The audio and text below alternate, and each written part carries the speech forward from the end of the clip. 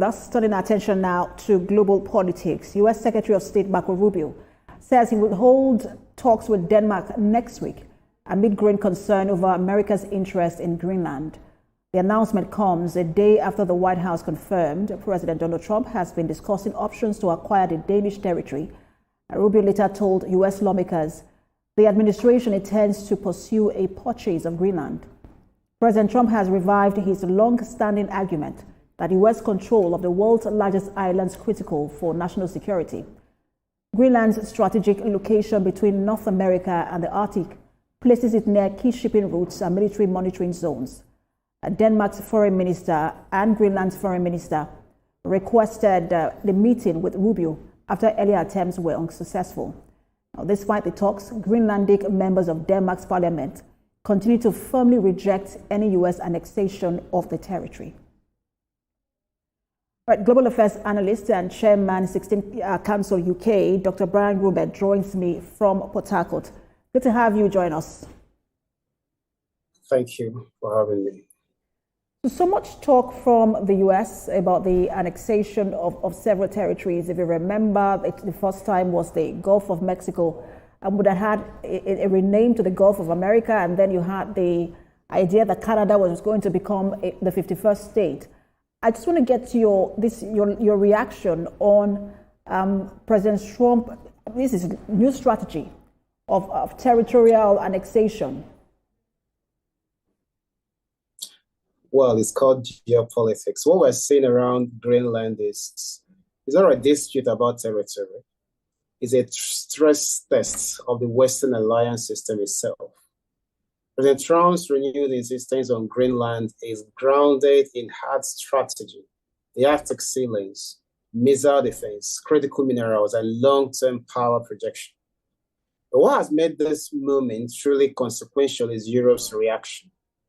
We now have senior European figures openly threatening countermeasures, including talk of seizing American bases, while at the same time, the U.S. Secretary of State, Marco Rubio, is preparing to meet Danish and Greenlandic leaders next week.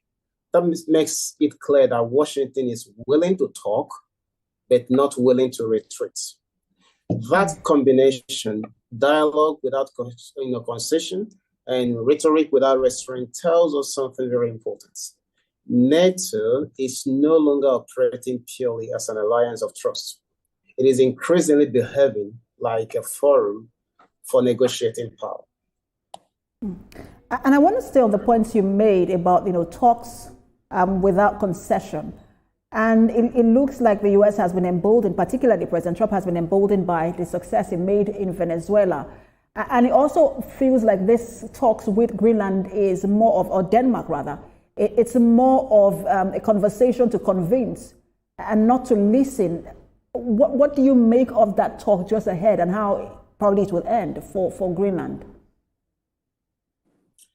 Well, the fact is that President Trump isn't going to give up in his interest in whether it's purchasing Greenland or just taking control of it.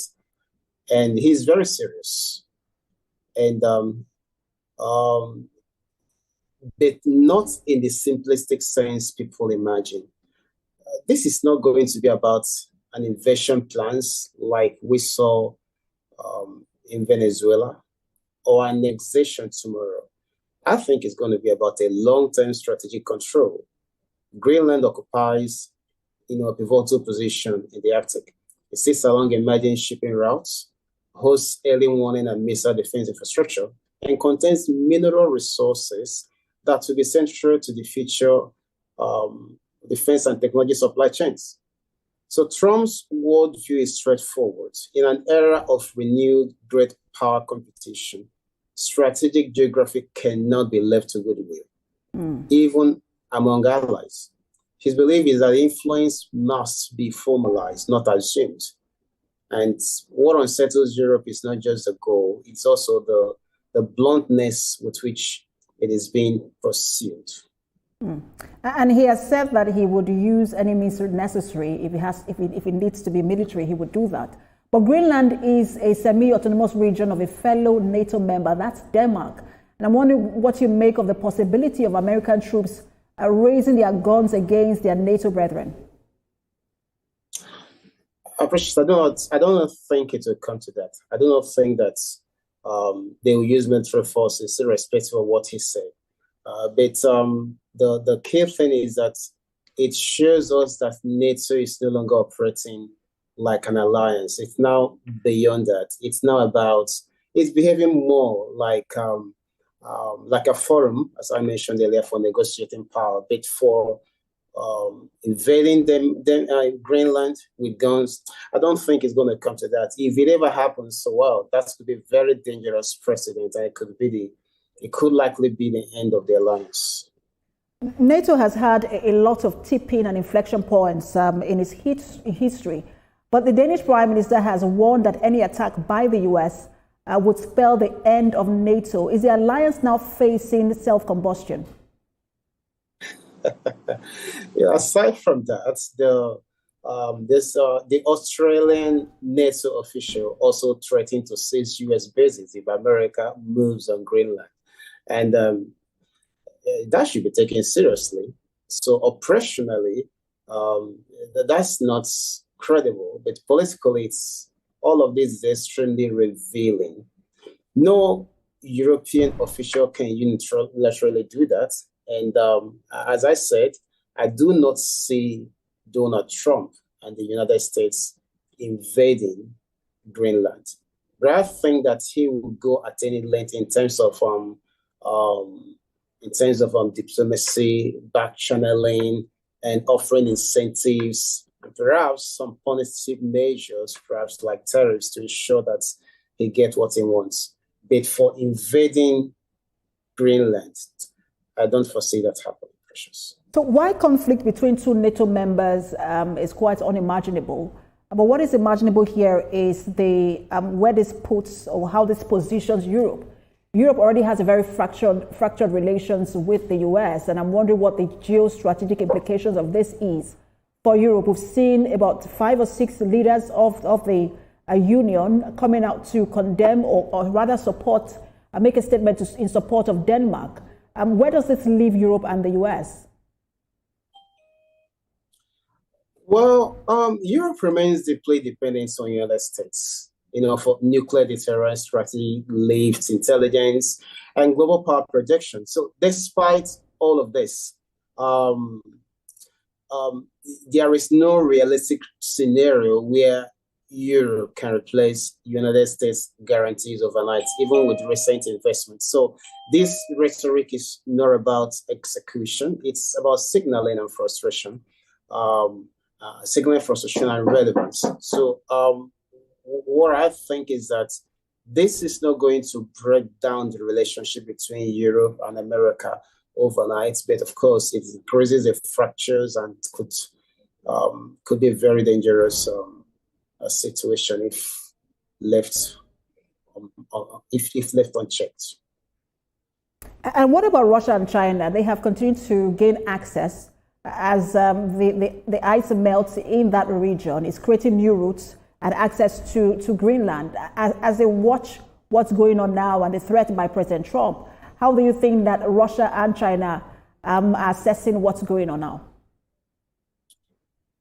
Absolutely. China and Russia wouldn't want America to succeed. And actually, when Trump speaks of Greenland being America's security, national security, being a national security imperative, Greenland, it's understandable because of what is happening there, all right?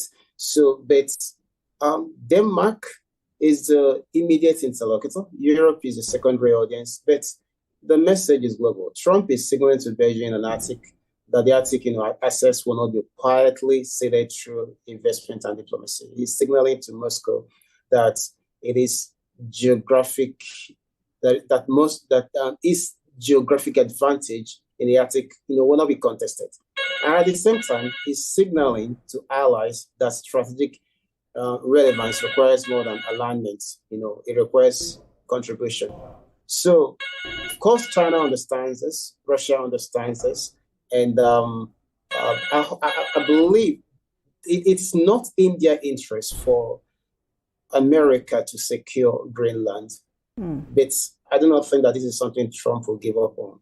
He's damn serious about it because, as he said, clearly it is actually in America's, national security interests to control Greenland. All right, we're following that development as Secretary of State Marco Rubio prepares to make a visit to Denmark to try again. We believe that this is going to be more of convincing than making concessions and agreements. Thank you so much for your time, as always. Chairman, 16th Council UK, Dr. Brian Ruben. Thank you, Precious. All right, that's what now. For more updates on the international stories we're monitoring, you can visit our website. It's www.tvcnews.tv. You can also follow us on our social media handles. We're on Facebook, Instagram, and on X at TVC News NG. I also have updates for you on WhatsApp and Telegram at TVC News Nigeria. On YouTube or live at TVC News Nigeria. Thanks for watching. I am Precious Amayu.